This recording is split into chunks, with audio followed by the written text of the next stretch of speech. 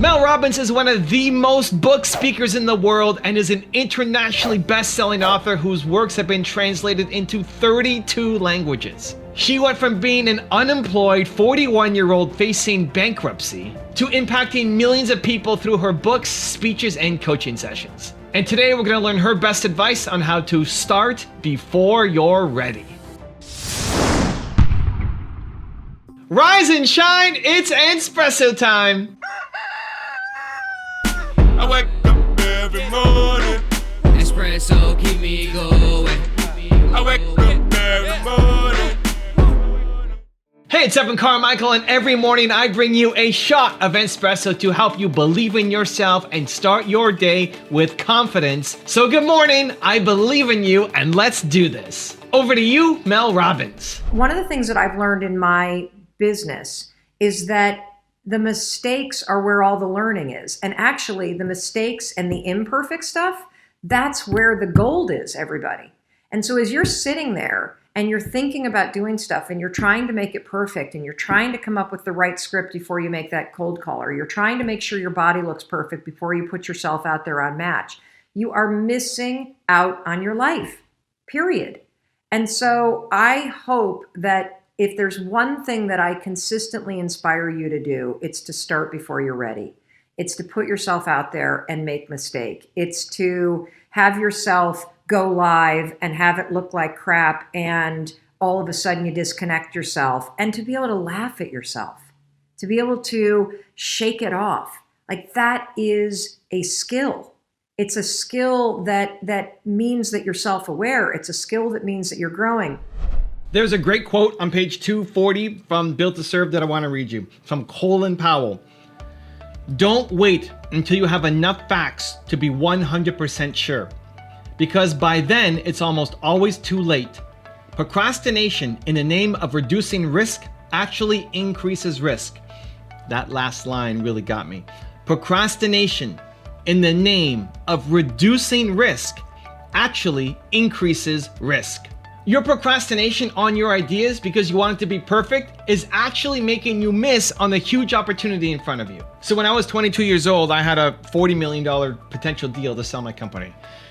Life-changing kind of money, right? I went from making $300 a month to having an opportunity to sell my business for $40 million 3 years later. That's crazy. The problem was we were too perfect and we got to the table too late. There was a big company that came in, raised a whole bunch of money to go off and start buying companies. And I was working on the business plan, whole summer working on the business plan. Just thinking back is so painful. It's so painful. I spent the whole summer working on our business plan because we thought we need to have the perfect business. Before you go out and talk to people, you better have the perfect business plan. What if you get asked a question you know the answer to? Well, it better be in your business plan. That's what we thought. And so we worked so much, and that was mostly my role. While my partners were making the software, I was doing the business plans. This is mostly on me. And when we heard about the company that was then trying to do this acquisition, we got in, started talking to them, and we were one of two companies that they were looking to buy. One of two companies. It was between us and our biggest competitor. And they came and they told us, we really love your business. We really love you. We really love what you're doing. We love how easy your software is to use. Your software is actually easier to use than these other guys. But we've been working with these guys for so long. We've already been in talks with them for so long.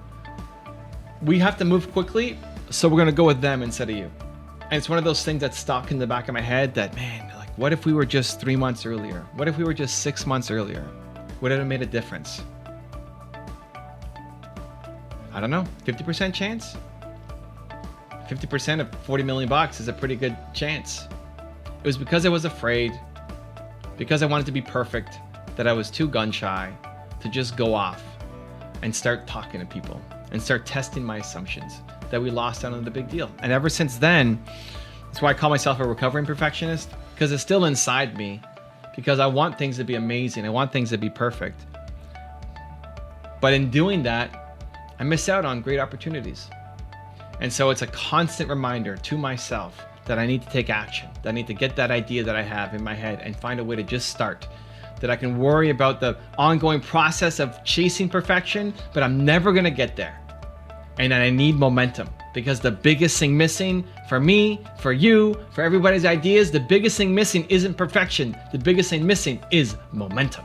So how do you do it? How do you go from taking those ideas you have and not being stuck in perfectionist mode? I'm gonna give you a 3-step process that I think will help. But before that, if you wanna learn how to have unstoppable confidence and self-love, check out my 254 series, where every day I send you a video that will move your confidence forward for free. The links to join are in the description below. You might want to get honest with yourself. Like, instead of doing this, I want to be a millionaire, I want to do this. Do you really? Because you can make it happen. You actually can. Look at all the idiots that are making money. You can make money. In order to get to the next level in your business, you got to decide right now, what habits do you have as a leader that you have to change now? Okay, my 3-step process to take the ideas that you have, to stop being perfect, to stop worrying what other people think, and just build momentum on them. Let's go. Step number 1 is idea to action. Teach yourself that your ideas are genius. Your ideas are amazing, and you need to take immediate action. Even lean into the awkwardness of it. I get a lot of ideas in the shower. I don't know if you guys do too. And I love getting an idea in the shower, and then I might be thinking about somebody that I haven't talked to in 10 years, and I'll send them a quick message and say, hey, I was just thinking about you in the shower. And then whatever the idea is. And it never backfires. I never had anybody saying, never think about me in the shower again. Never email me again. Never message me again. Sometimes those ideas that you have go nowhere. I think actually most of the ideas that you have will go nowhere. And it's mostly because you don't have the sustained momentum and energy behind it. Because you kind of scratch the itch and you test it, you test the waters, and you see if you like it or not. That's a lot better than just having an idea on a piece of paper on your to-do list that then never goes anywhere. You're a smart person. You're a creative person. Your list of ideas is infinite. You're never going to run out of ideas for your business, of different opportunities that you can go and chase down. But if they just keep building up in your notebook or Evernote or email or wherever you're keeping track of them, and you never take action on them, you'll never know. You'll constantly worry and wonder, what if? Ah, that person just went off and made millions of dollars off of my idea. It's not your idea. You didn't do anything about it. So idea to action. You get an idea, trust that it's a good idea. Trust that it came to you for a reason, that the energy behind it is solid, and just do something about it right now, today. Step number 2 is the 2% difference. And this feeds off of idea to action. The 2% difference is, most people, when they come up with an idea, their version of action is researching, is planning, right? Watching a video, this doesn't count as action. That's why I always say at the end of the video, you got to take action. Because watching a video might get you inspired, might give you some creative ideas, might give you some momentum, emotionally, give you energy, but it doesn't count if you just sit on it. You got to act, you got to do something. You got to build momentum. It's the only thing missing. So the 2% difference is, instead of taking action and planning 100%, this is why I lost my $40 million deal. I just planned. I planned my way to 100%. I planned the whole thing out of how it was going to work out, right? I had the perfect plan. And I didn't act soon enough. That was the problem. So the 2% difference is you act on the first 2%. Don't worry about planning to 100. What's the first 2%? What's something you can do just to start moving forward and building that momentum? It could be almost anything. Don't get stressed out. Again, what's the perfect first step? There is no perfect first step. Start. You should have started before you even asked that question, right? People sit on their ideas for too long. It doesn't mean have no plan, but you build the plan in parallel to you taking action. So watching a video isn't taking action. Attending a seminar is not taking action. Reading a book is not taking action. You got to do something. You got to show up. So apply the 2% difference to your next idea. And then number 3 is expect to suck at the start. Expect to suck at the start. I don't know why people think that they should be great out of the gate. Your first time doing anything, you suck, right? Your first time riding a bike, your first time driving a car, your first time kissing a boy or girl, right? First time you use chopsticks, you suck. You're supposed to suck. It doesn't mean you suck as an individual, as a human. You just don't have the skill set yet. You're developing and acquiring the skill set to get better. So expect to suck at the beginning. Too many people make their first video, do their first sales call, try something once, and they don't get the instant result until they quit. So I'm just not good enough. Well, how do you get good enough? You practice, you get better, you put in the reps. I look at my YouTube channel now. We've been around for 11 years, and it took me 350 videos until I wasn't completely embarrassed. I couldn't watch back my own content. 350 public videos before I wasn't completely embarrassed. How many have you done? Now, I think I'm slower than you. I think you could actually get there a lot faster than me. But it's not going to happen likely in 3 videos unless you already have some kind of background in communications, you're already a speaker and all that, great. But if you're great the first time out, I think you actually suck as a human. If you're great the first time you try it, it means you should have started 5 years ago. You're way late to the party. So expect to suck. It's amazing. It's the best. How are you going to get better? Practice, execution, more momentum. Now I've got a really special bonus clip that I think you're going to enjoy. But before that, question of the day, I want to know, what's the 2% difference for you today? What is one idea that you've got that's been sitting there for too long, longer than it should, that you're going to take the 2% difference on? Let me know down in the comments below. And if you're still here watching and you promise to take action after watching this video, we don't just watch videos, we do something here, Believe Nation. Give me a hashtag Believe down in the comments below so I can celebrate you.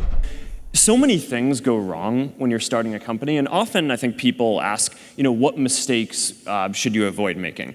And my answer to that question is don't even bother trying to avoid mistakes because you're going to make tons of mistakes, right? And the important thing is actually learning quickly from whatever mistakes you make and not giving up.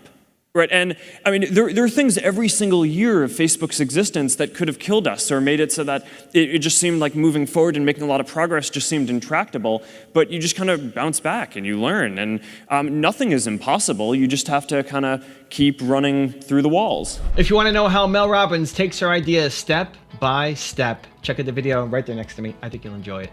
Continue to believe, and I'll see you there. In order to make it stick, go brick by brick.